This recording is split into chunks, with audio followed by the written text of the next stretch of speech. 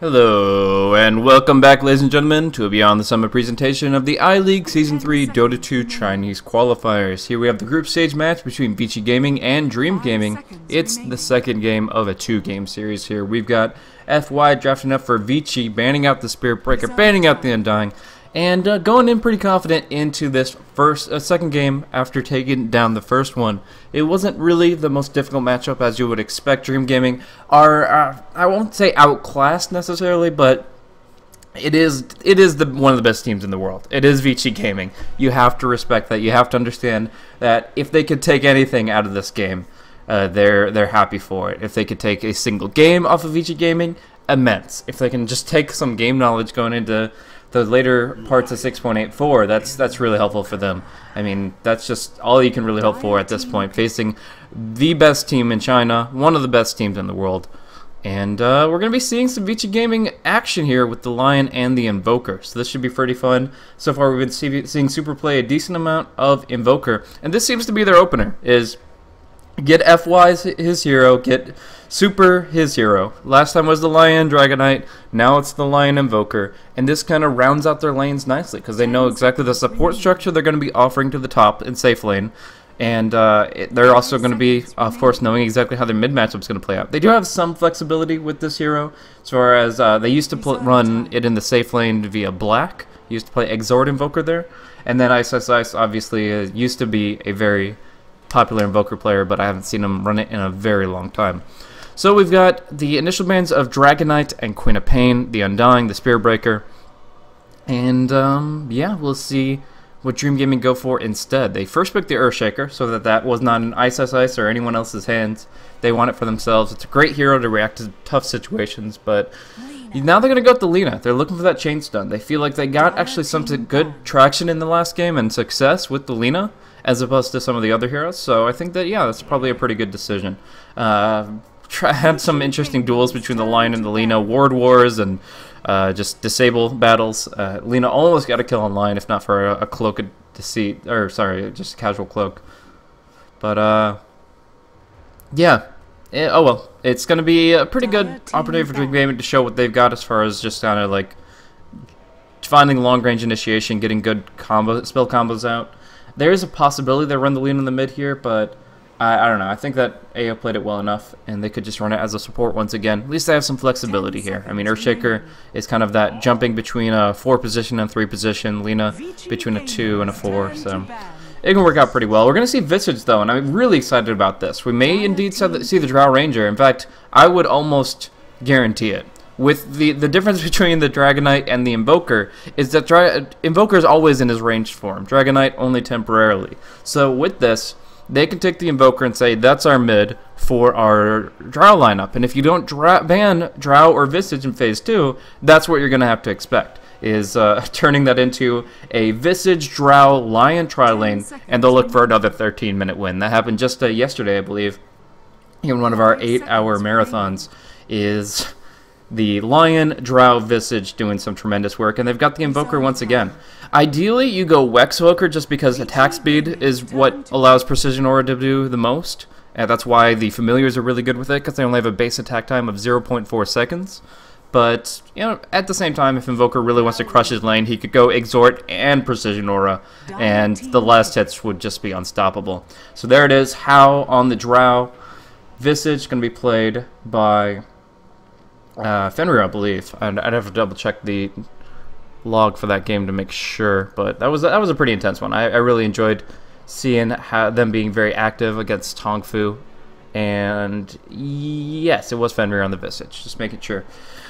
So that was a 13-minute, 6-second long game, and we'll see if Dream Gaming can at the very least beat that time. I'll give you guys a chance to place your bets now on if they can at least stay in the ring for 13+ minutes. But for now, Rubik, Lina, Earthshaker, spellcasters, able to deal with the Invoker to a decent extent, get some good spell steals out there. So actually really would be good if Rubik could steal the Summon Familiars, but it's more likely he's going to steal like a Grave Chiller or Soul Assumption. The only time that Rubik really gets an opportunity to steal Familiars is if Visage, for mana efficiency purposes, summon the Familiars in the fountain, and then didn't get a chance to see a creep on lane, because the second he sees a creep, he'll cast a spell. But if Rubik catches him in the run from the fountain with the familiars over to something else, he might get the familiars for himself. The unfortunate thing is that if Rubik ever dies, the familiars die with him. So oftentimes you're in that situation where you just got the great spell and then goodbye, little friends. But Templar Assassin going to be coming out here. Just to fight the Invoker, really. She can take some pretty heavy hits. And that's going to be their best option, it looks like, for their solo mid. So a lot of emphasis on controlling the super mid, but anything they take away from the side lanes is going to mean that they're going to be losing towers very, very quickly. I actually think that it's going to be important for Dream Gaming to go for counter-pushing heroes. Anything that can hold the line. Urshiker can turtle the high ground pretty well, but Fisher is not that spammable when it comes down to clearing out creep waves. So if there's creep waves there, that means there's right-click damage coming in from Vici Gaming, and towers are just going to start dropping. Keep building momentum for Vici. They have to stifle that somehow, but there it is. The Ice Puck is the off-lane pickup. One of the two ranged heroes you would expect in the off-lane, either the Phoenix or the Puck. They ban out one. Vici Gaming picked the other, so we'll see that. And since they already have 4 ranged heroes, honestly, they could still pick up a strength and be fine. I've seen Earthshaker, Undying, Brewmaster, any kind of hero that brings some control to the fight. If they can manage that, then it doesn't really matter if they have 5 heroes benefiting from Precision Aura, but in this case they do. 5 ranged heroes, 2 familiars, Precision Aura value, for sure. So we'll see if how it goes for the same build we saw last time. In the last time that he played Drow Ranger, he went for a Treads into Shadowblade build-up, which is fun for like momentum and just snowballing. But I actually really like the Eternal Envy build, where you go for a couple of Wraith Bands, maybe 1 Aquila, and then go into either a Manta or a Sanjin Yasha, and you really emphasize that agility that'll empower your teammates. Especially, I kind of say this a little bit biasedly, I love playing Visage with a Drow Ranger, and so I'm thinking of the familiars here. They're just too damn good with that aura. But yeah, Slark is going to be picked up for the last selection here for Dream Gaming. Not much counter push to offer, but they needed a carry, and he's one that can at least survive, you know, a few seconds here, assuming he doesn't get instantly disabled. That's the big thing, is Blink Waning Rift, Blink Hex, those things can catch Slark off guard before he can Dark Pack sometimes, and that could be very problematic for him. He should be able to like dodge Gust, though. I would give him that much credit. So we'll see the lanes, how they play out. It's going to be a defensive tri-lane from the Drow, the Visage, and the Lion. And then, of course, the off-lane Ice, at least presumably. We're seeing a lot of stats on Ice, though, so you never know. Anyways, let's go ahead and introduce the two teams. Thank you guys once again for tuning in to the iLeague Season 3 Dota 2 Chinese qualifiers. Here we have Ice, moving out, looking for the top bounty rune, 8 Tango build with a lot of stats. A lot of stats. This guy has +6 to everything. And this builds into Magic Wand, and this could build into, I don't know, something casual. Something just, it could just be the casual Iron Branches, and that's fine. Think I've seen Puck Mechanism before. I don't know if we'd see it here, but who knows. Super's going to be running with Quaz Start with the Null Talisman, and he's still going to have a decent amount of right-click damage here with the help of that Precision Aura level 1. If you look at it, 54 damage on the Invoker with a Quaz Start. That's actually pretty insane. But yeah, he's getting, of course, 5 damage from Drow Ranger's Precision Aura with the Wraith Band start. And we'll see how that plays out. Vici Gaming, let's introduce them. We've got FY on the Lion, currently up top, hanging out, pinging out, doing his thing. Super, going to be running the mid. Invoker, looking for pretty early boots and to control the lane. How on the Drow Ranger, going to be last hitting bottom, gaining momentum, looking for the level 6 to really start the ball rolling. Ice is up here on the Puck, a lot of stats to his name, and at least Fenrir to block out the mid before going back to the bottom lane. So it looks like it's going to be dual lanes, at least for now. I mean, Lion may rotate bottom pretty soon, but for this moment, he's kind of messing around and getting a ward out for Vici, for Ice. So on the other hand, we do have Dream Gaming, the underdogs here. Jixing did pick up the bounty rune, so immediately bringing out some tangos to deal with this Invoker, who is already halfway to his Invoke. And he's going to have Cold Snap very soon here in this lane, but Jixing, early Refraction, early tangos, wants to try to put up a good fight.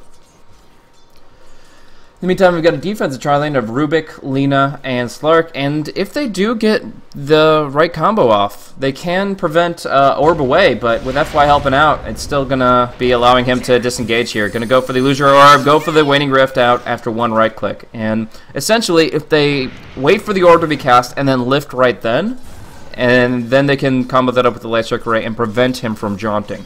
But if you can't force out the Orb before a stun comes out, then there's no way. If he has full HP. But for now, he's going to be chewing through tangos, getting back to full HP very gradually, and that forces at least some passivity away from the Slark. So Zov will get some last hits here on top lane. Meanwhile, down bow, actually I heard a lift. The lift onto a Lion, I don't think that's going to work. A double Earth Spike is set up for them, and they might just turn it around here for the first blood. One more right click is needed. Ice manning up a little bit too hard. He'll be the first blood as he gets greedy for AOs. Rubik. Oh, 10 HP. He just wanted one right click, but Ice ends up going down, TPing back to lane immediately. In a more intense matchup, that might be critical as far as the arrow goes, but it looks like AO limping back to base. Ice. A little, yeah. He'll be a bit miffed about that, but it won't be that big of a deal. We'll see Fenrir going in for the Bounty Rune against the Earthshaker. It looks like it will be claimed by Visage. The Bounty Rune now acquired, and the Soul Assumption going to be doing some good work here. It's not going to allow him to actually trade for the kill, but the fact that he sniped the Bounty Rune also means that there's no bottle refill for the Earthshaker. So there's some implied damage there for sure. And Demons, oh, if he got hit by the Orb, that would have been a kill. But instead, it's another death of Ice. Will he at least get this kill? Yes, he gets the kill, and the pounds is actually not enough. With FY coming in, Zov will go down. So, without FY's support, of course, the pounce could just be right on to Ice, and he wouldn't be able to get away because he's already used his Orb. But with the help of FY, it's an easy double for Ice. So, really good way to make up for that first blood earlier. And like I said, he remains unshaken. This guy's unflappable. He laughs it off, he goes to the next play, and in this case, he succeeds.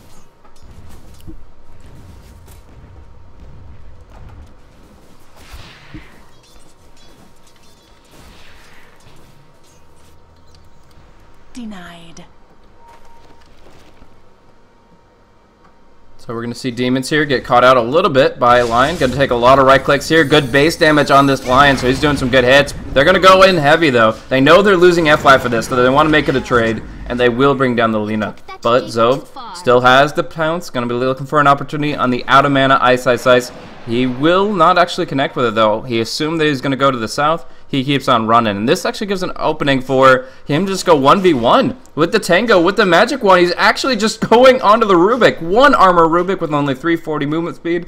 No, if he didn't have boots, he would just be dead. But as it is, he's forced back to the fountain once again, and now Ice Tango's up. Just showing what he can do with the Precision Aura right clicks as he gets a 9 damage bonus from this level 2 aura. So, Bounty Rune fight again. Rematch, Fenrir and the Earthshaker. Gonna see if he can get it bottled this time. With the TA helping out, yeah, they'll get a refill. A regen rune for Jinxing. But nothing for the Shaker, unfortunately. Still, Ground Courier at 4 minutes. This is the damage that Ice is doing to the top lane. The fact that they cannot... Okay, they're just... I don't know about that. I was gonna say they can't afford it, but they're actually just choosing not to. They've got 340 gold on the Rubik. And they have forgotten the poor Halloween Courier.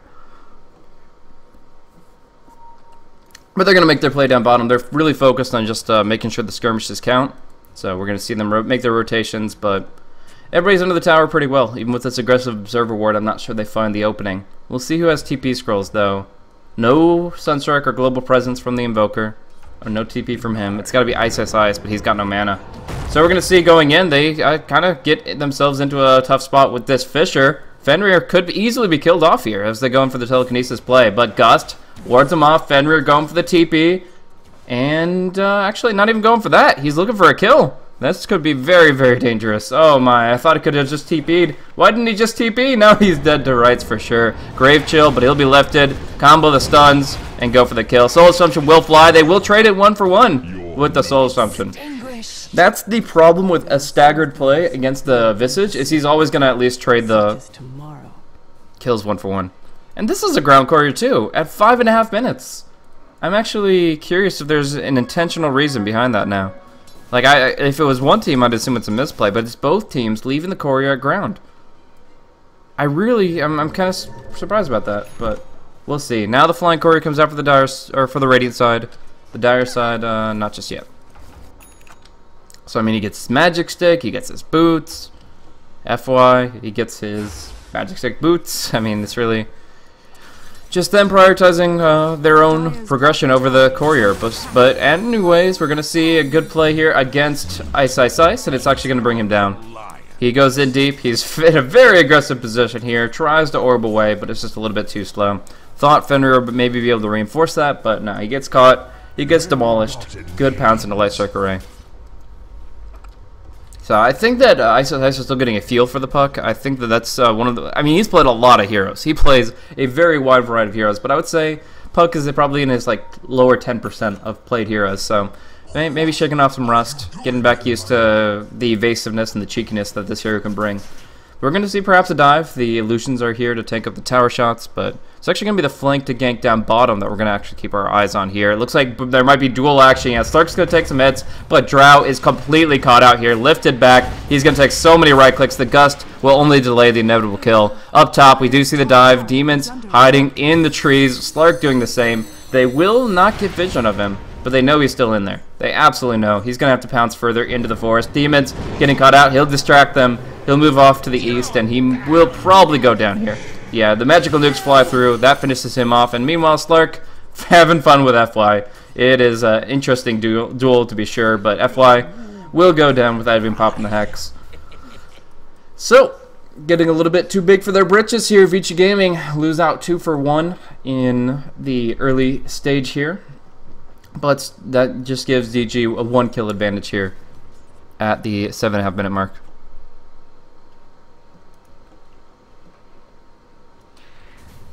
Super. Haven't really seen too much from him. Tornado EMP pretty strong, but not pressuring TA too much right now. And there's actually a kill on the puck again. They actually just combo stuns. They have the Earthshaker Fisher, they have the telekinesis, and Ice won't get the orb away. So didn't even get a chance to magic wand, just underestimated their burst damage potential. Gonna see now the tornado attempt on a Jixing. Super does not connect. Uncharacteristic miss from one of the best Wex Invoker players you'll see. But again, a lot of these heroes haven't really been played by these players in quite some time, so there are definitely a lot of factors in terms of just recent experience. The long term, it's like riding a bike. You get back on it, the wheels start turning, and you get right back into it. But short term, they've only played these heroes maybe 5 times in the past several months, and that definitely limits their potential to perform at the maximum potential value for that. Either way, we have the Soul Storm to come through, killing off the Lina. They just get the Frost Arrow right clicks, honestly, to bring that down. Not really too difficult. Very little damage coming in. But mid lane, it's going to be the Dream Coil committed to bring down Jixing. And Refraction's helping out a ton here, but he's still going to end up falling in the end. And this is kind of the Death Ball time period, where we see the Familiars are going to be coming out, but for right now, Fenrir wants solo experience on bottom in order to get it out faster, and they're going to just go for the tier 1 mid in the interim. They know that the Visage isn't ready to go, and he's kind of that crux aspect of this lineup, so we'll be waiting on that ultimate to come out, and in the meantime, they'll just take a free tier 1. Good flank from the Earthshaker, but the ward scouts it out, and now he actually eats the Cold Snap Tornado. Could they actually kill him? Oh man, the Fisher comes out, he keeps on the run, and he will be getting reinforcing support, so in the end, it's just a trade of health and mana. And they look towards the bottom lane, where Visage is now rapidly approaching level 6, only 240 experience away. But as SSS goes top, looks like they'll spread their wings a little bit, and they'll look for the play elsewhere. In the meantime, I'm not sure if that was a smoke under the Observer Ward, but I'm seeing a lot of pings. I think they did. I think they smoked right up here, and this ward will completely lock that out. So that is not going to work out. At least it shouldn't, but FY breaking the smoke, still going to be in pounce range, almost. If they Shadow Dance, they could get the pounce, but I don't think that's worth the initiation attempt when they don't know what's lurking around the corner. Demons looking for a Light Strike Array, not going to find it. Radiant's bottom tower is under attack. So early net worth is going to show itself. Vici Gaming going to be leading here, nearly 3,000 net worth in their favor. Experience out of just about 1k, not too much. We're going to see pressure up top here between Super and Ice. And we are going to be seeing the mech build for Puck. So like I said, he went a lot of stats. He went for 4 Iron Branches and a Circlet. That turn translates into Mechanism and Magic Wand. We're going to see FY go in, get Echo Slammed, but still just walking away with the Hex. He wastes the Echo Slam, he keeps moving on, and they take the top tower. So FY will end up going down to the Fissure, and down bottom, the Tier 1 will fall, but still pressure coming in from the top lane. So interesting exchange there between Earthshaker and FY, but he thought he could accomplish something there. If he had just a little bit more HP, he probably would have lived. So we're going to see TATP back to the top lane. Tornado will connect perfectly. There's the EMP2. Dream coiled in. The Refraction will negate all this damage, but now he's out of mana. Ice jaunting away, but one right click with the pounce actually connecting. Did that seriously? I saw the leash. He actually got hit by that pounce. I don't know if that makes sense, but we do see the Ghost walk away from Super. Heading on out here. In the mid, stolen familiars. They want to kill them off. 1, 2, 3, and 4 right clicks delivered, and 99 gold goes to Fenrir. So like I said, there are very few opportunities to steal familiars, but it turns out that the very first summoning of Fenrir's familiars will be stolen, and he's going to look to cover that up in the near future. So good timing of the spell steal. AO hits level 6 at a perfect time to immediately take an amazing ability. Unfortunately, they did lose, I think, both of the familiars. I'm trying to see on the map. My icons don't do very well with this, but I'm seeing no other familiars, so should be both of them having been claimed, and that means extra gold over to Vici. Now they're going to make their move here. Familiars, yeah, please hit the familiars, please. It's free money, Gold, snap, EMP, easy kill onto demons. So now they really have to worry about what lurks in the shadows, as the Ghost Walk is not only online, but it's giving a movement speed of 0 right now. So its self speed doesn't reduce his speed once he gets to this point of 4 Wex orbs. And Jixing here, invis, maybe looking for a Roche Snipe. This could be pretty interesting.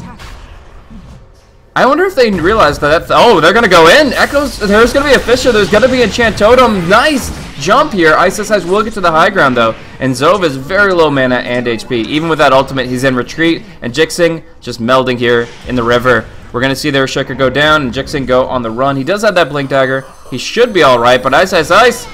Oh, he does get a right click on him, and now they catch him with the Tornado. So they're going to silence him. They're going to lock him down. Soul Assumption, not going to be enough, but the Urn of Shadows will take him down ever so slowly, and the dust comes out just in case. Now Zob caught out. Soul Assumption going to do some damage, but it's actually the Demon's Lightstrike Array that's doing some good hits here. Oh, nice Grave Chill, locking him in the EMP. Triple kill for Fenrir, and it's such an extended engagement. We're going to see another death. The Rubik coming in. Doesn't even get the chance to spell steal. It's an ultra kill for these familiars. These familiars are so damn strong with the Drow Aura. Drow actually just pops the Precision Aura, and suddenly the damage comes through. This is just insane. Like, I mean, obviously Ice did some incredible damage there, but what the understated one is the Vistas. The familiars get their own, they need their own combat log, because these guys do just so much damage. With the Precision Aura, these familiars hit so hard so fast. They're getting a bonus of 39 damage per hit, and they attack 2.5 times per second. So you can just do some quick math and realize they're putting out a tremendous amount of physical DPS. They are doing like about 100 physical DPS. So you better stack up some armor. You better get yourself a Ghost Scepter, because you're going to have some problems here. Vici Gaming going in on the hunt here, and it is going to be a steal of the EMP, so maybe that could go the other way onto Super. He's going to trade hits here, kill off the Earthshaker, and Zov won't be finishing him off. Oh, the last right click comes in. The Drums of Endurance gives him the distance, but how? Oh my gosh, one more hit onto AO would kill him off, but he dies onto the tower here. Now we see Zov cleaning up the Aegis, and it's got to be the familiars to do some work here. This is going to be a double familiar stun, it looks like, coming in, and it's going to be too late to save the Drow Ranger's life. So, fight recap here. We're going to see some really good damage coming out from Dream Gaming. It only shows this kill, but obviously they got the Invoker as well. And just one kill is 760 gold, is over 1,000 experience. So, adding in the Invoker kill, they've got some real comeback potential. I mean, they need it because Vici Gaming have this tempo lineup that just knocks on their towers so fast, and it's really not going to be stalling out until Drow hits level 16. She's going to keep on building herself up, and we do see that build now. No Shadowblade this game. It's not a 13-minute win. She realizes she has to build legit, and she goes for the triple Wraithband build, which I'm a big fan of. So, a lot of stats coming in. Familiars, obviously, like I was saying, there's a lot of good math on that. But we're seeing Earth Spike, we're seeing Tornado EMP, EMP versus EMP. Everybody losing mana, but Jixing still in the refraction. They get the coil, and they bring him down. Now we're going to see Echo Slam onto 2. Soul Assumption from Fenrir is going to hit onto the Earthshaker, but not sure if he gets the kill just yet. FY will finish him off, and now they got to deal with Zove. He's got his ultimate, but they get the Gust. He won't be able to Shadow Dance away, and it turns into a 3-for-1. They go for the tower next. The Familiars hanging out here. Again, getting a lot of damage here. So each Familiar getting 47 bonus damage from the Drow Aura, 2.5 times a second. 2 Familiars adds up to...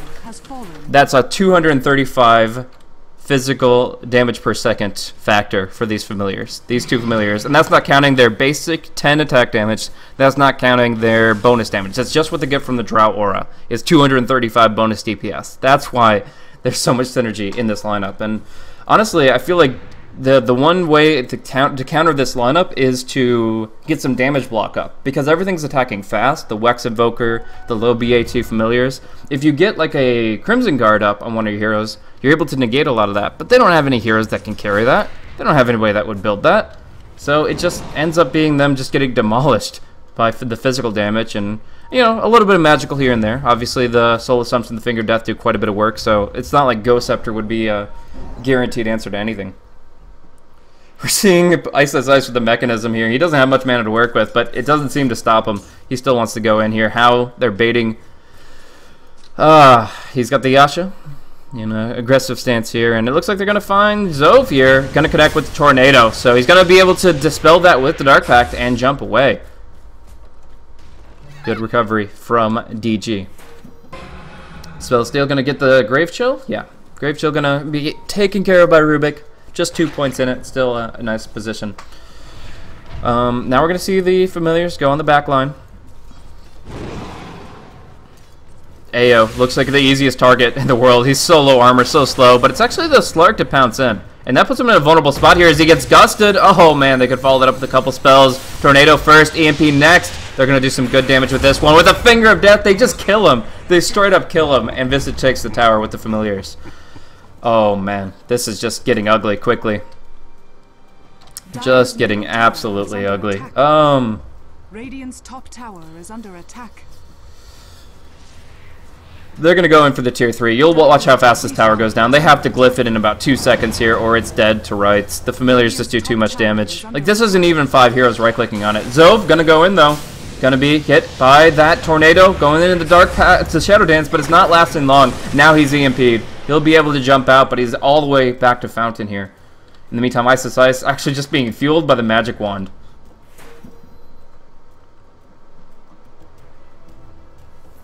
And the Familiars kind of looking for their next opportunity. Dire's structures are fortified. How poking it down from the low ground, 192. Look, they'll just go for the... They don't have the aura on the Familiars, though, so the tower is not actually falling just yet. They don't do anything without that aura, and Fenrir is too far forward. Missed communication, missed micro, and Fenrir will fall. The Familiars will die, and that is actually going to be the end of the push, I believe. One more right click. No trap to scout it out. They don't get that last hit with only level 2 Psyblades. But yeah, the Drow's aura was on cooldown, so the 2 options she had was either to move within 900 radius of the Familiars to give them the aura that way, which puts her in a very dangerous position, or to not go for the play. And they went for the play. They didn't have the Drow forward, so the tier 3 takes a really long time to go down. It does go down to the Visage, though. They didn't deny it. They focused so hard on killing Visage, killing his Familiars, they didn't actually stop the tower from falling, even though that thing hit for about 10 damage on its last hit. So, yeah, Orchid going to be coming out for Super's Invoker. A lot of gold on the field for Vici, but FY, it looks like the Invis Rune will not be enough to keep him alive as the double sentry drops down. So, Again, a lot of gold coming in from all these towers. What do they make of it? They get the Manta style up. Oh, How gets the evasion and the armor, and yeah, there's no way Slark goes for that one. Dream Coil could come out here. Waning Rift, Dream Coil onto 2. Zove and Demons locked in. They first go for -10 armor onto Ao. He was sitting at actually -5 right there. Thanks to his Tranquil Boots, I believe. No, he doesn't have those, but he does have some armor. Either way, he was at -5.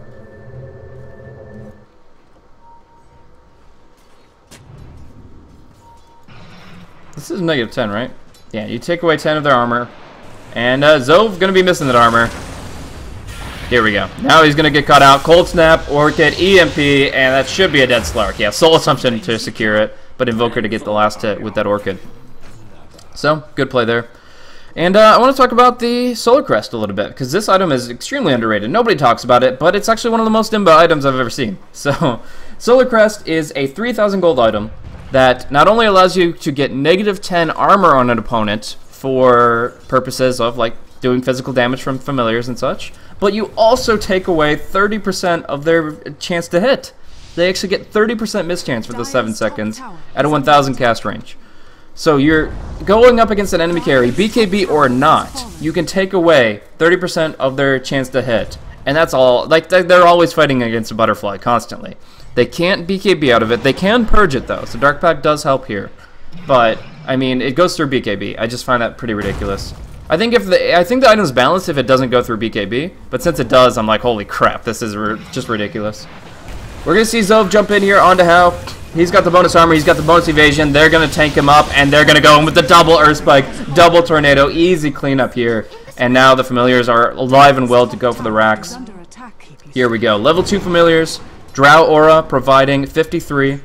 And they're going to go in to finish this off here. The racks dropping very, very quickly. And that's going to be 1 melee racks down, 1 range racks down. 23 minutes into the game. They've got 1 lane advantage. And they're going to look to rotate bottom. Except they're going to be coming out for Fenrir pretty soon too. 1,000 gold? Not even. He's got it on the courier. He's got it on the way. We're going to see 3 familiars with the next resummon in 40 seconds. So, we're going to see FY with his Blink Dagger and Glimmer Cape playing around a little bit more, trying to find his opportunity. And now the mechanism makes sense. Now that Guardian Greaves is online, Puck is a much stronger hero because he has a lot more mana to work with. But it is a 2-boot strat. That's the only thing, is he's got 2 sets of boots. Oh well. We're going to see jump in from the Slark. He's going to get caught out. Nice EMP. Going back the other way, but oh man, it's still going to be AO caught out in a bad position here. Waning Rift or not, that's a melee spell, and you're a very squishy hero. How? Taking a lot of damage here. No Aegis on him, so he does have to fall back, but they still do enough damage to right-click him down, and they block the pounce so they can't get to the Drow. Zove will go down. TA's next on the menu. Buybacks from everybody, but look at the net worth right now. All 5 members of Vici Gaming are top of the net worth. Earthshaker tries to disrupt that theory with a big Echo Slam, does take down the Puck, but that's all. FY almost killed off by the TA. She wants at least she wants 5th place on the net worth graph, but it doesn't look like FY will give it away. He's actually glimmering forward. He glimmer blinks forward and goes in for the Earth Spike and the Mana Drain. They punish him with a Fade Bolt, and he goes down. So I think I spot back. I'm pretty sure, yeah, there's that penalty, but there's also the GG. They have just run a train on Dream Gaming here in game number 2. Still, they held out better than Tong Fu. Tong Fu only lasted 13 minutes. Here we see Dream Gaming at least lasting 24, but still a very effective Drow versus strat. Old meta, best meta, and with the buffs to these heroes, it's just incredible. So that's going to round it out for the first series of today for iLeague, Vici Gaming versus Dream Gaming. You see the Aghanim Scepter was finally picked up by the Visage at the very end for that final summon.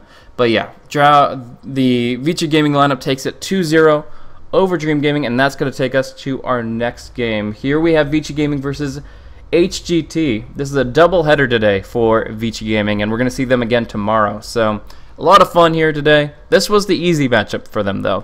Dream Gaming, not really the most difficult of opponents. The next match is going to be Vici Gaming versus Hyper Glory Team. So it should be really fun to catch them in action here in 6.84, and I hope you guys will join me for that as well. Thanks for tuning in once again here to Beyond the Summit. Check out BeyondTheSummit.tv, the coverage hub for BTS. And, of course, if you enjoyed the commentary, look me up on Twitter, twitter.com/BlazeCasting. See you guys in just a few minutes for Vici Gaming versus Hyperglory Team. It's scheduled for 20 minutes from now, but we may start early if possible. So, Vici Gaming, I'm sure you're going to be ready, but we'll see about HGT.